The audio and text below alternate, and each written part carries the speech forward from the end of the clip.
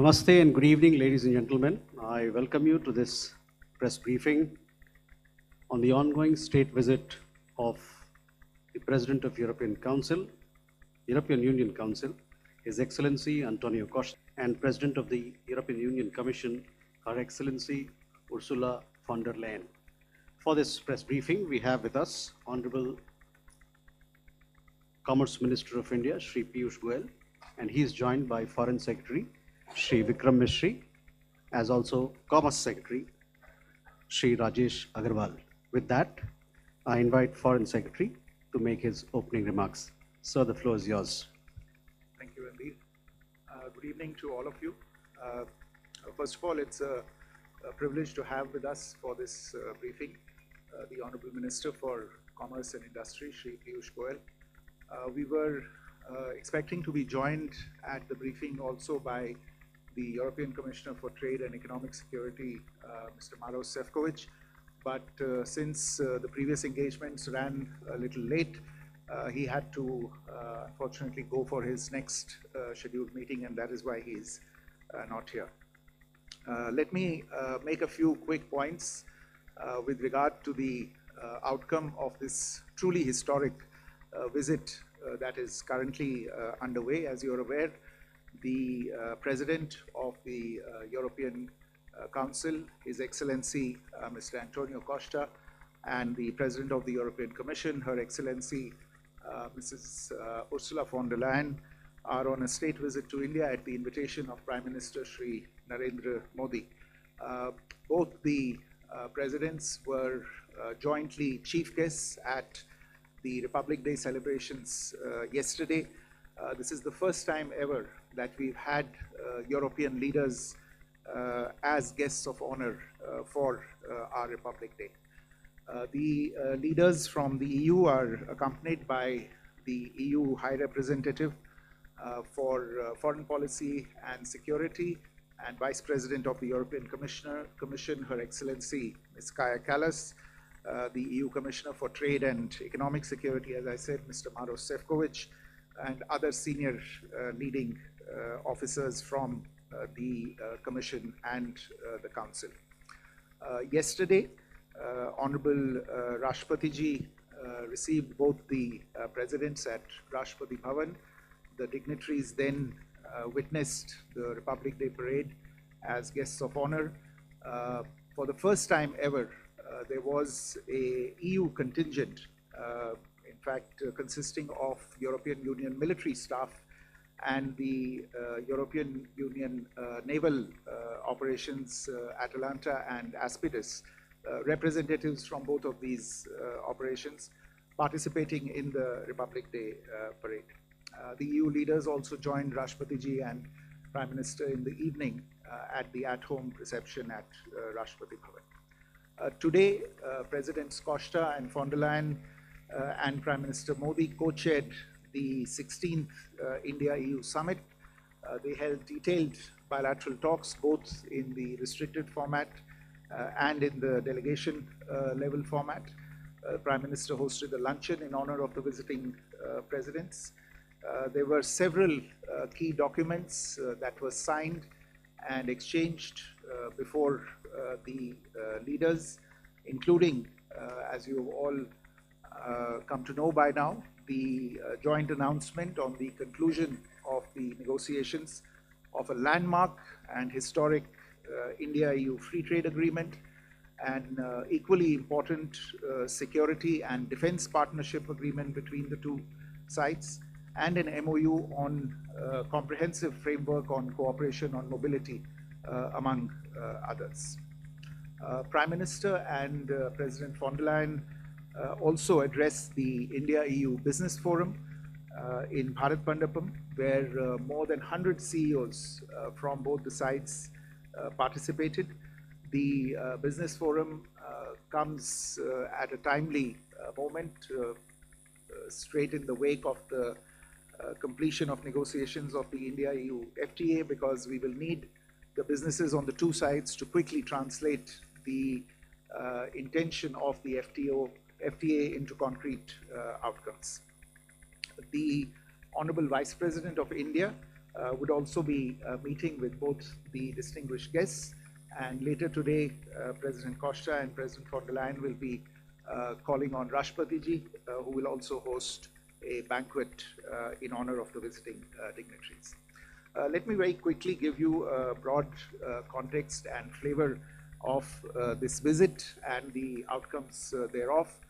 The outcomes are deeply strategic in nature, and I would urge you to look at each of the outcomes for its specific significance in the overall scheme of things between India and the European Union. Over the last decade, relations between India and the European Union have grown steadily. They have grown not just in scale, but in significance as well, as evidenced from the level and the frequency of contacts and engagements between the two sides. In our fast-changing world, the strategic partnership between India and the EU has a value beyond the bilateral context, particularly as we witness shifts in the global economic, technological, and strategic landscape.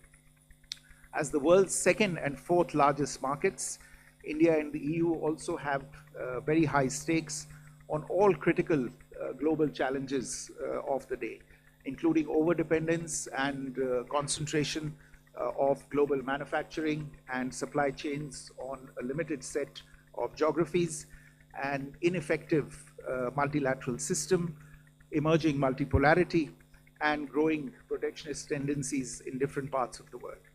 And therefore, as two large pluralistic democracies and open market economies, our leaders have resolved to take this very strategic partnership forward for mutual benefit and for the greater good of the global population as a whole.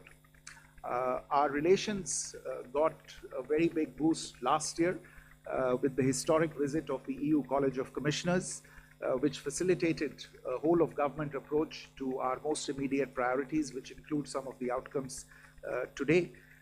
And in fact, we've seen very substantial outcomes today, underlining the strategic importance that both sides attach to the bilateral relationship and to further elevating the India-EU strategic partnership. Today's summit, the 16th India-EU summit, was held after a gap of about 5.5 years. And as I said, it is a milestone, not only in terms of the outcomes, but also the quality of the outcomes, but also their numbers and the potential impact that they have. The leaders announced the successful conclusion of negotiations of the India-EU FTA. Trade and economic ties are central to this strategic partnership. EU as a bloc is one of the largest bilateral trading partners of India. Bilateral trade in 24-25 was close to $136 billion, with Indian exports of $76 billion and imports of $60 billion. Services trade between the two sides is around $83 billion. The FTA that was whose negotiations were concluded and announced today will have a transformative role beyond boosting bilateral trade. They will boost investment, strengthening of supply chain integration, and support of sustainable growth on both sides. It is important to note that despite these obviously impressive numbers that are already there in the bilateral context, there has always been enormous room for growth in the bilateral relationship, room that was hitherto unexplored and which will now be leveraged to mutual benefit by the two sides. A second very important outcome of today's meeting, especially in the overall strategic context of the relationship, is the EU-India Security and Defense Partnership, which was signed and exchanged today. While we have defense and security partnerships with several individual EU member states, this framework agreement on security and defense issues between India and the EU will be a first. It will bolster our engagements in maritime security, on defense industry, on cyberspace, and on counterterrorism. Particularly, this would allow Indian defense companies to benefit from the opportunities arising from the EU's own very significant defense initiatives that are underway. The two sides have also announced the launch of negotiations for a security of information agreement, which again demonstrates the long-term and strategic view that the two sides are taking of their relationship. A third outcome that I would want to invite your attention to is the document towards 2030, an India-EU joint comprehensive strategic agenda, which is a new roadmap to reinforce our strategic partnership and set the trajectory for advancing the relations across multiple pillars. These pillars include prosperity and stability, technology and innovation, security and defense, connectivity, and people-to-people ties for the next 5 years. I would urge you to go into the details of this particular roadmap to see the depth of intensity and the breadth of coverage that we intend to bring to this relationship. Finally, the two sides also concluded an MOU on comprehensive framework on cooperation on mobility. This is again the first such mobility-related agreement that we are concluding at the EU level with any partner. For the EU, this is a first with any partner for them. The MOU will facilitate and streamline safe, regular migration, support skill development, and ease the movement of highly skilled workers, students, researchers, and seasonal workers who happen to be in occupations in demand between the two sides. The two leaders, in fact, emphasized that some of the strongest relationships between the two sides, between India and Europe, are built by the people-to-people contacts. Today, the Indian diaspora in the EU is over 1 million people. Indian professionals in Europe are making notable contributions in several fields, including information technology, healthcare, engineering, and finance. There are more than 100,000 Indian students in Europe who continue to pursue higher education in leading universities in the EU. In addition to these agreements that I have outlined, there were a number of other important understandings that were reached. This includes the announcement of projects under the India-EU trilateral partnership, the renewal of the India-EU agreement for scientific and technological cooperation until 2030, the administrative arrangement on advanced e-signatures and seals, an MOU between the Reserve Bank of India and the European Securities and Market Authority, an administrative arrangement on cooperation in disaster risk management, and again, very, very importantly, a decision to launch exploratory talks on the association of India with Horizon Europe. Horizon Europe is the world's largest public scientific research program, and India's association with this program can bring us great benefits in the future. In addition, we've constituted an India-EU task force on green hydrogen and set up a EU pilot legal gateway office in India to enhance skill mobility and launch of negotiations, as I said earlier, for an India-EU security of information agreement. So to conclude, the visit of Presidents Costa and von der Leyen to India is emblematic of our trusted and strategic partnership. We are confident that this visit will instill further momentum to deepening of India-EU ties, create more business opportunities, lead to job creation, and intensified cooperation in education and scientific research, opportunities for students, enhanced mobility for professionals and highly skilled workers, and open a new chapter in security and defense cooperation between India and the EU. I want to end by citing two quotations from the leaders at the meeting. President von der Leyen said that the world is waiting for more from EU and India. So this was really an expression of the potential that is there in this deeply, deeply strategic relationship that the two sides are now beginning to explore much more fully. And Prime Minister said during his intervention during the talks that the EU and India have put in place a blueprint for shared prosperity. I think these are the indicators of the sentiment behind the meeting today. Again, an indication of the strategic significance of this visit and of the outcomes that have marked this visit. I'll stop here. Honorable Minister would like to brief you further on the key outcome. Thank you, Vikram. And I'd like to begin by congratulating 1.4 billion brothers and sisters in India. 140 crore देशवासियों को बधाई देना चाहूँगा. Just like Foreign Secretary just articulated in great detail, this visit is extraordinary. It goes far beyond a free trade agreement.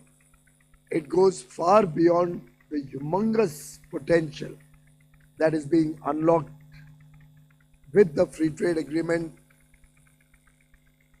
It is truly a statement of deep partnership and the strategic intent of the European Union and India coming together in a multitude of areas to strengthen our partnership, to work together for the shared prosperity and a better future for 1/3 of humanity. It is a reflection that when 25% of global trade decides to strengthen the strategic partnership, including with the free trade agreement, it unlocks the doors to defense cooperation, greater investments, to cooperation in the field of innovation and science, to further integration of financial markets. And therefore, I would term this visit, as very rightly pointed out by the Honorable Foreign Secretary, as a game-changing and transformational visit in terms of the strategic partnership between European Union and India. And therefore, I think congratulations are in order to Honorable Prime Minister Shri Narendra Modi ji, to Her Excellency Ms. Ursula von der Leyen, the President of the European Commission, and His Excellency Mr. Antonio da Costa, the President of the European Council. They have provided visionary leadership, which has further been strengthened with colleagues from almost all parts of government in both the European Union and India. Everybody playing their role to prepare the roadmap and lay the foundation for a very powerful economic, geopolitical, and strategic partnership of the 21st century. We are also very pleased to have concluded negotiations on, as Ms. von der Leyen herself has articulated, the mother of all deals, a free trade agreement which covers 25% of global trade. It is our 8th free trade agreement under Prime Minister Narendra Modi, each and every one of them with developed nations and collectively reflecting an agreement between India and 36 developed nations. With these 27 of the European Union, 4 from the EFTA, 31 and 6 more, 37 developed nations and India have entered into free trade agreements in a short span of 4 years under the leadership of Prime Minister Narendra Modi. Friends, this breakthrough in the EU-India trade relations comes after 20 years.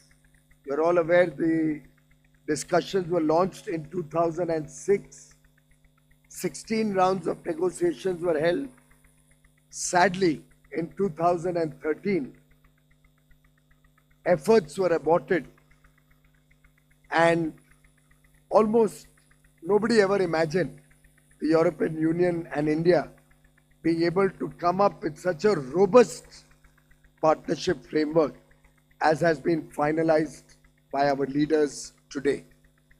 In fact, when we relaunched negotiations in mid 2022 and laid the initial foundational work, prepared our game plan and way forward, we had elections in India and then in the European Union through 2024. So the heavy lifting for this FTA really started after the historic visit of the European Union trade commissioners led by Ms. von der Leyen in February 2025. And I think it's been the labor of love of the entire government in European Union and India, burning the midnight oil, persevering, working in a spirit of cooperation, India negotiating with self-confidence, both sides agreeing to focus on what is good for both set of countries, the European Union and India, leaving the sensitive issues aside, and therefore coming up with a very balanced, equitable and fair free trade agreement, which is a win-win for all sections of industry, both in India and European Union, opening up plethora of opportunities for investment, opening up markets which are complementary, with India gaining access significantly in labor-intensive industries like marine products, chemicals, footwear and leather, plastic rubber goods, textiles, apparel and clothing, gems and jewelry, furniture, sports goods, toys, and the European Union industries gaining access to the large and fastest growing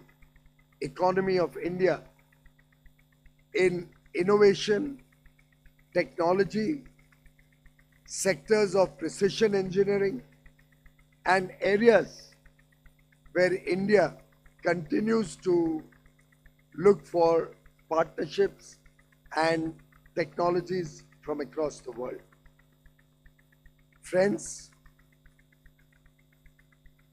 this agreement covers almost 99% of the total exports that are sent from India to the European Union, and about 97% plus of the total exports from European Union to India.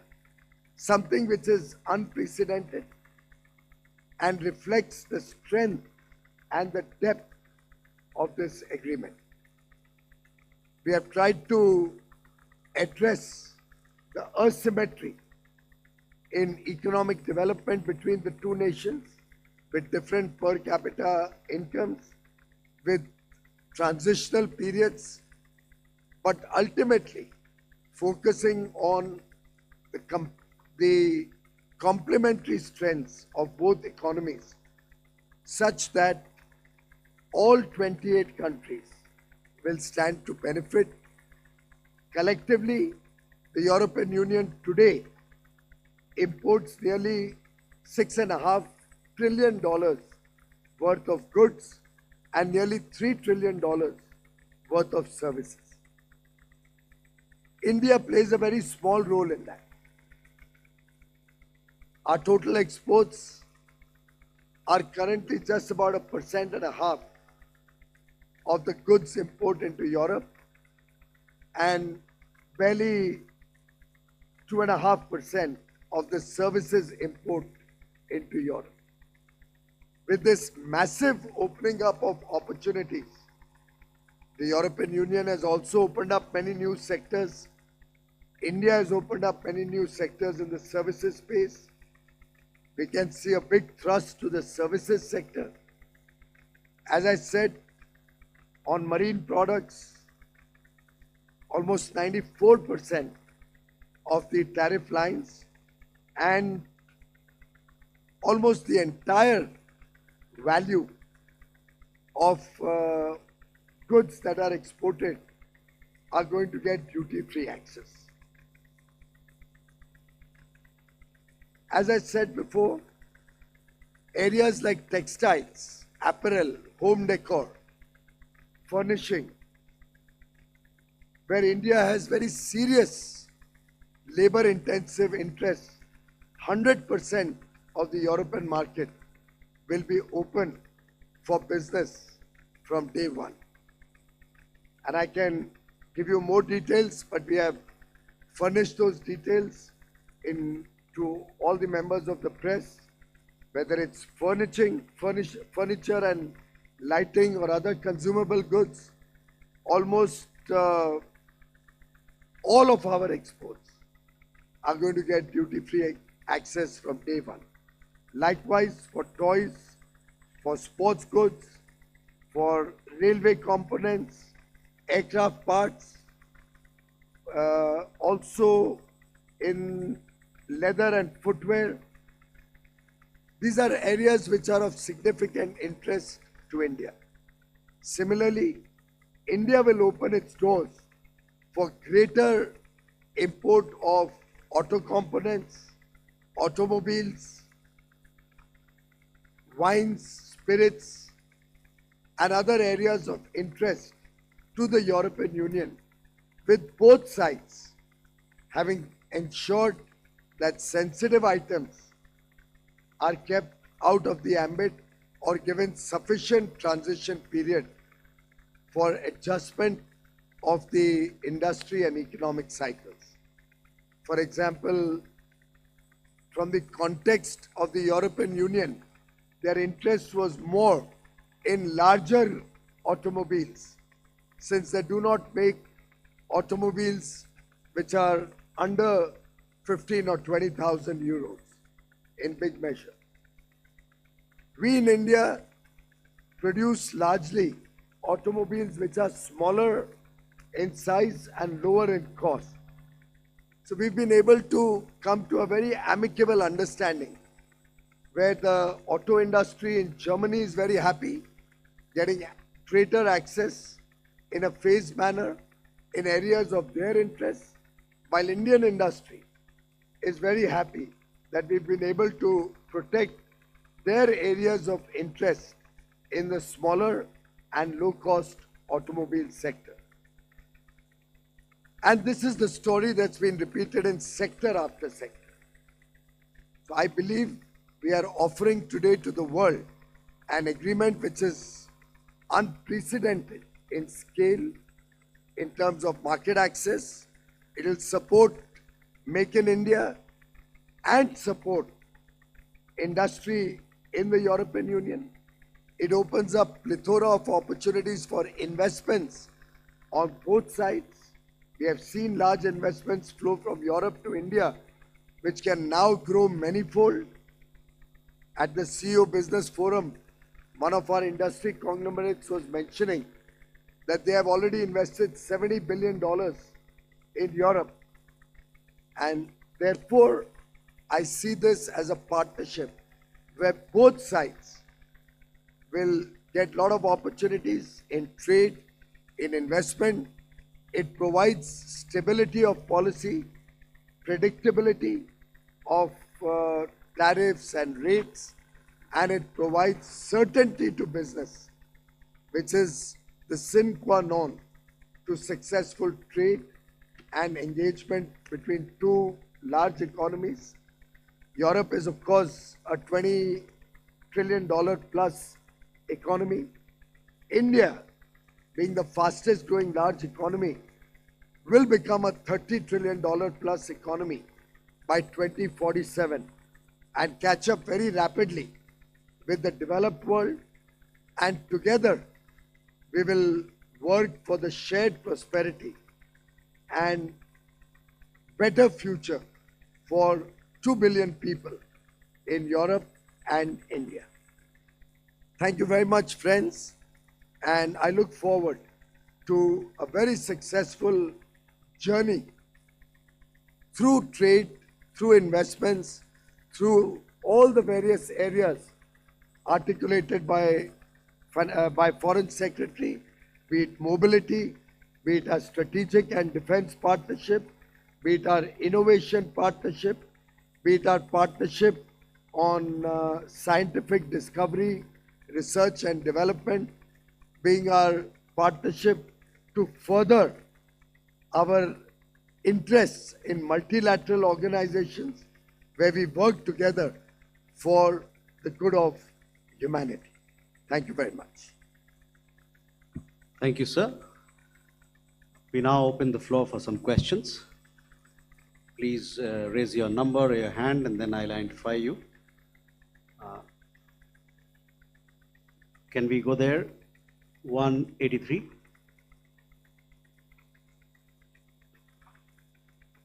Hi, sir. My name is Siddhant Sibal from Beyond. To the Minister, sir, how do you see this FTA being implemented?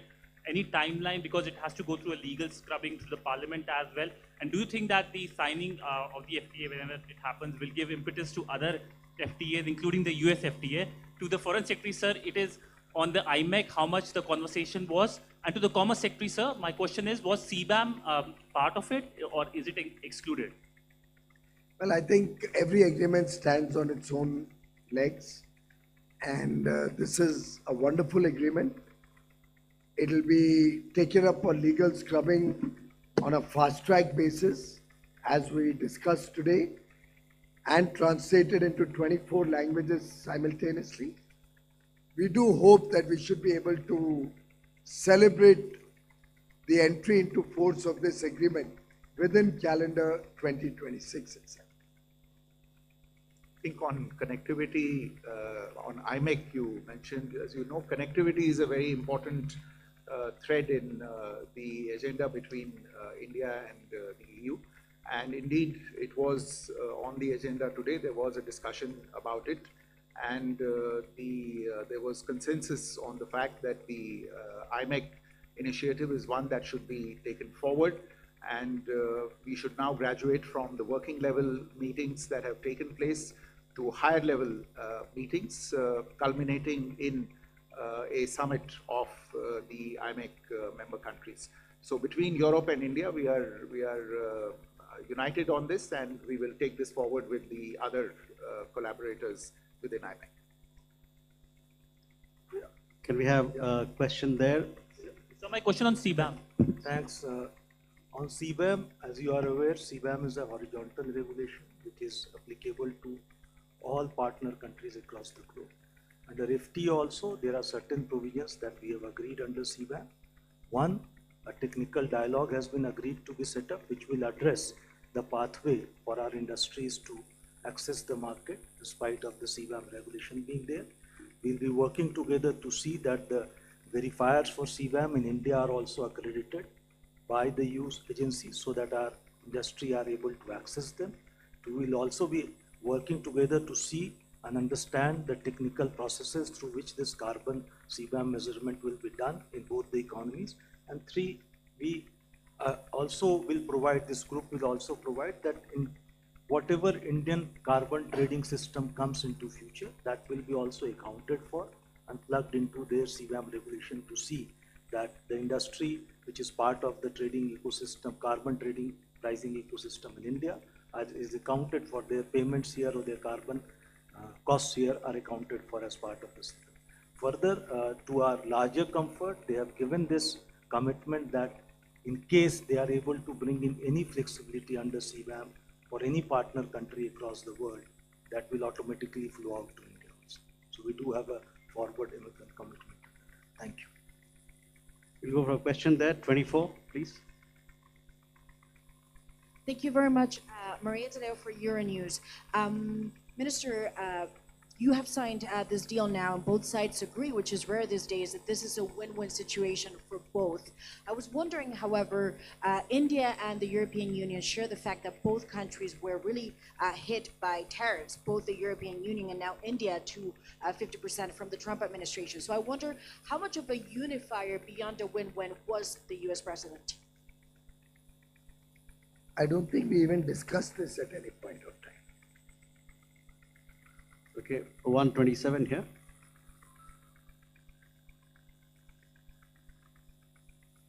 So Pranay Upadhyay from India Today, Aaj Tak.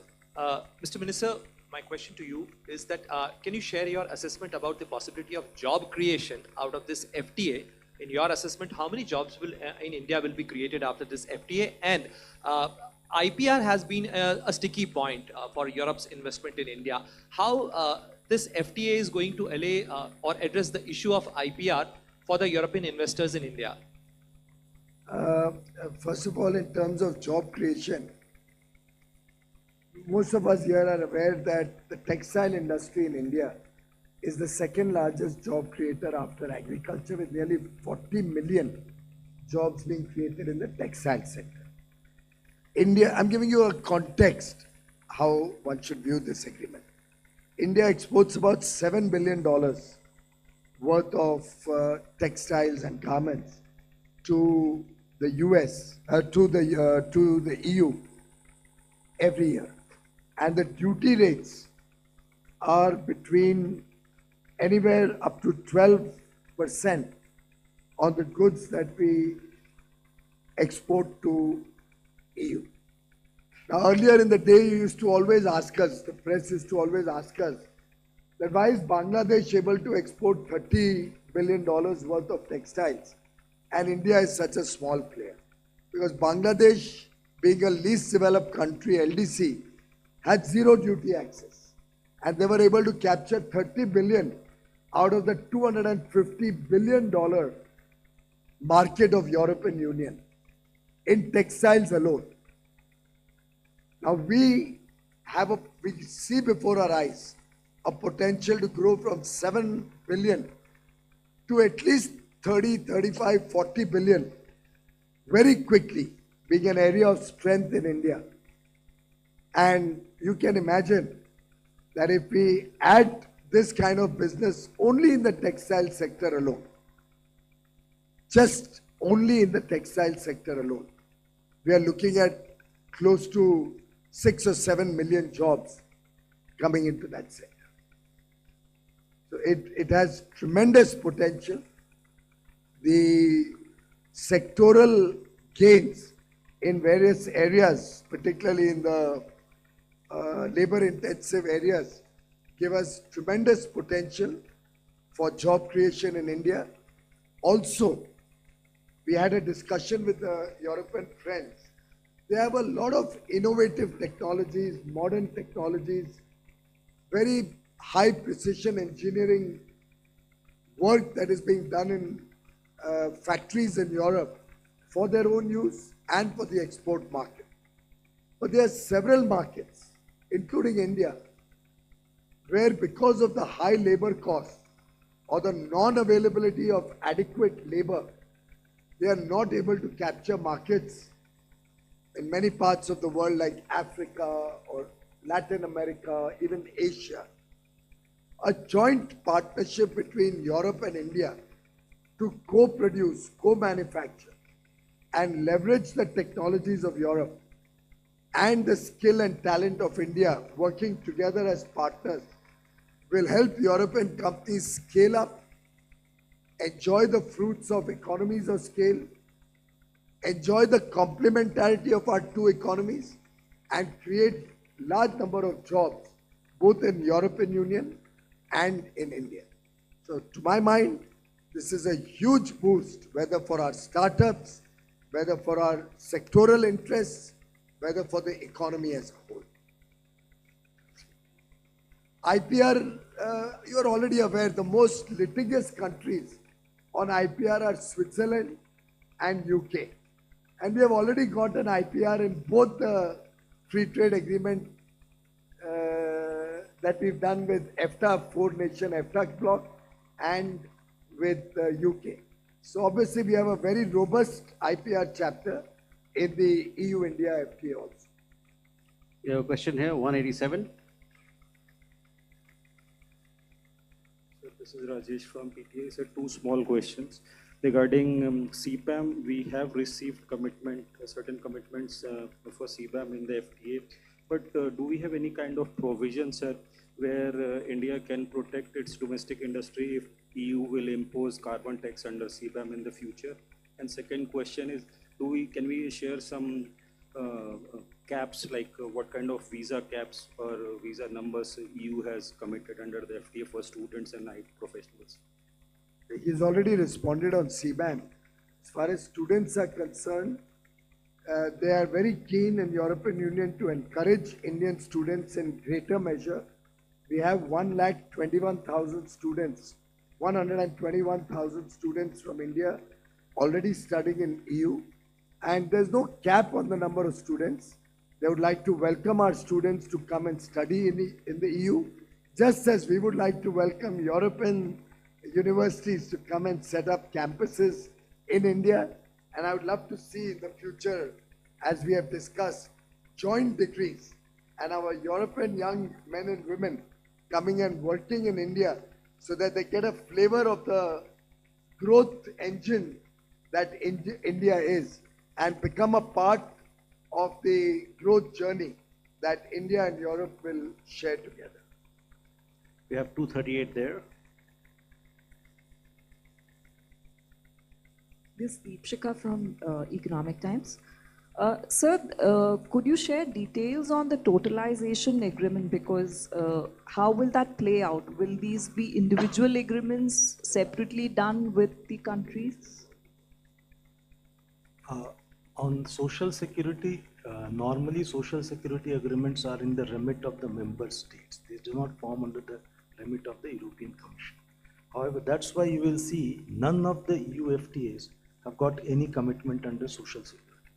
This is the first FTA wherein we have brought in social security because this is an important need of India, and we have linked it to some of our forward MFN commitments under services.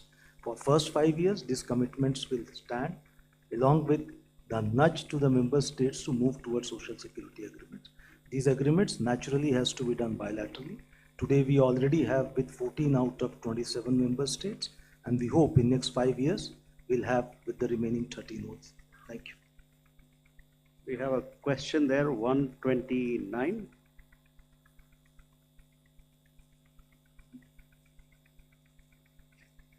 So thank you, Keshav Padmanabhan from The Print, and my question is to the Foreign Secretary. So can you tell us or give us more details on the security and defense partnership with Indian companies now have the right to access the SAFE funding, which is roughly 150 billion euro funding that the EU announced last year for procurement? So would Indian companies now have access to that? And just a clarification on the mobility partnership, because mobility and immigration is a competency of the member states.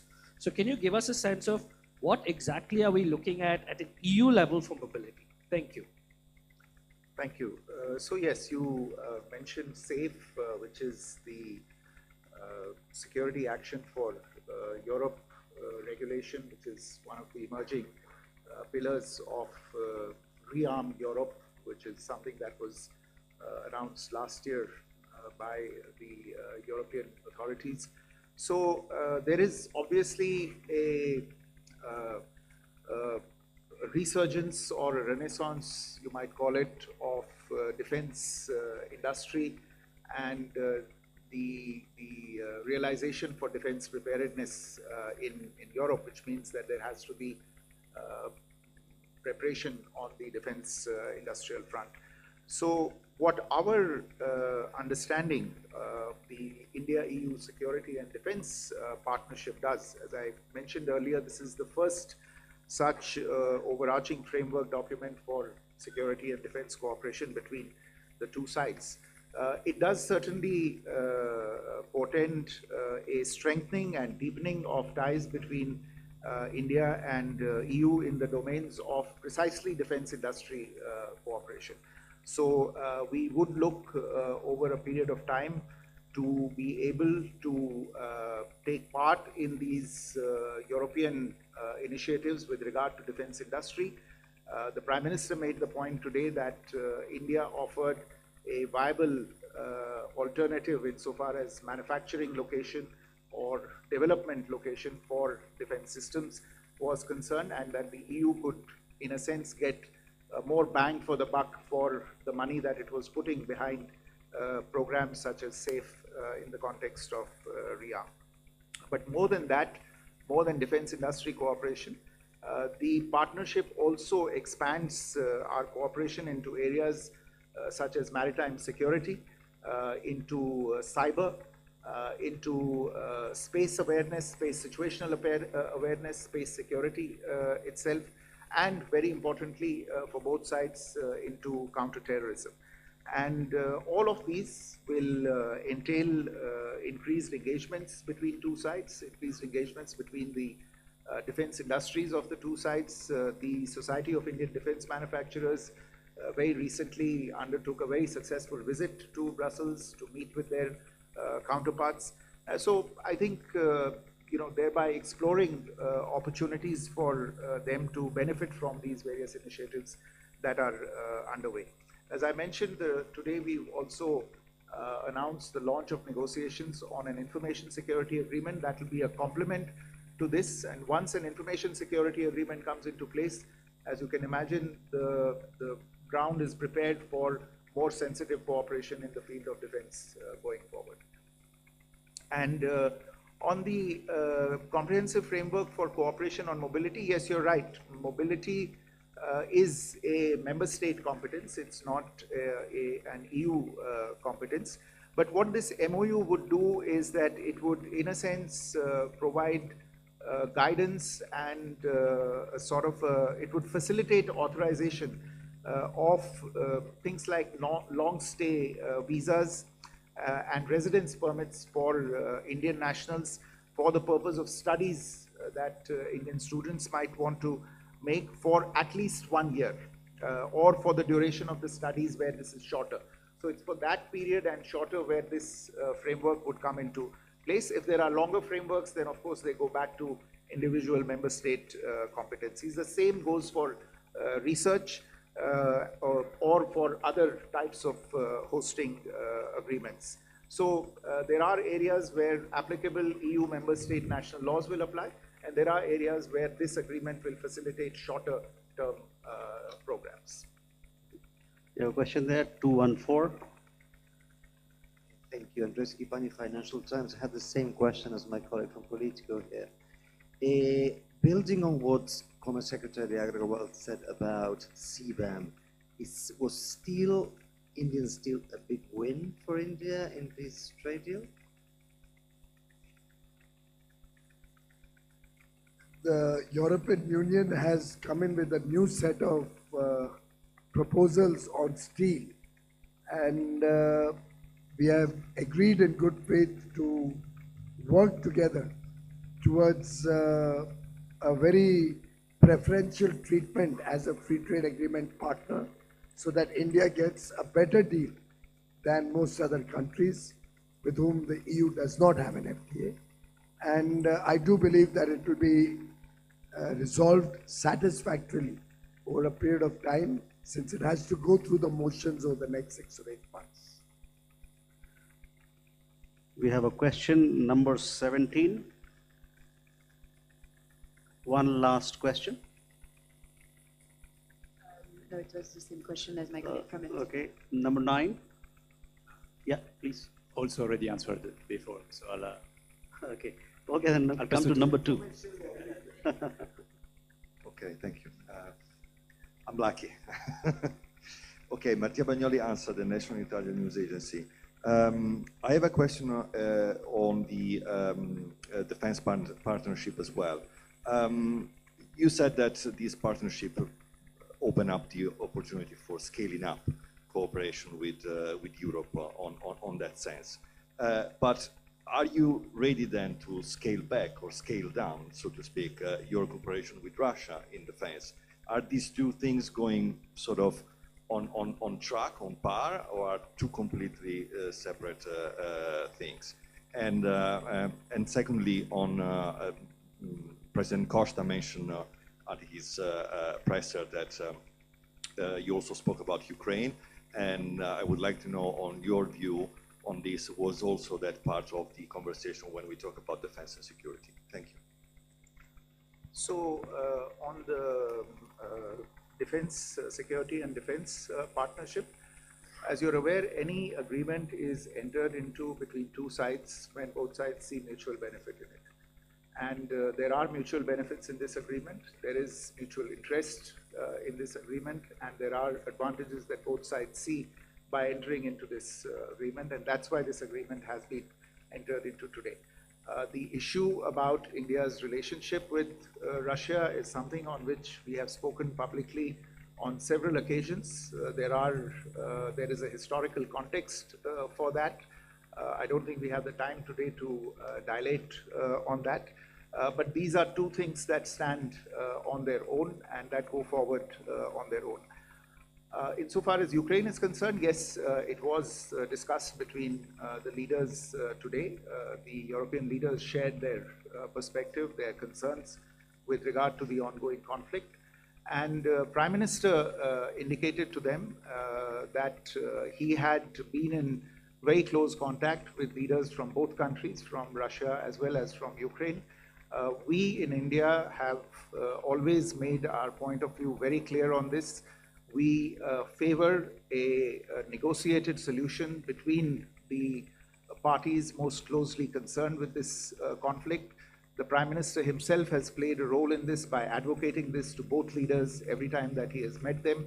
He has publicly stated that India is ready to do whatever is needed to be done in order to support the outcomes from such a negotiated solution, and that we are interested in seeing the earliest possible cessation of this conflict that has been going on for nearly 4 years now.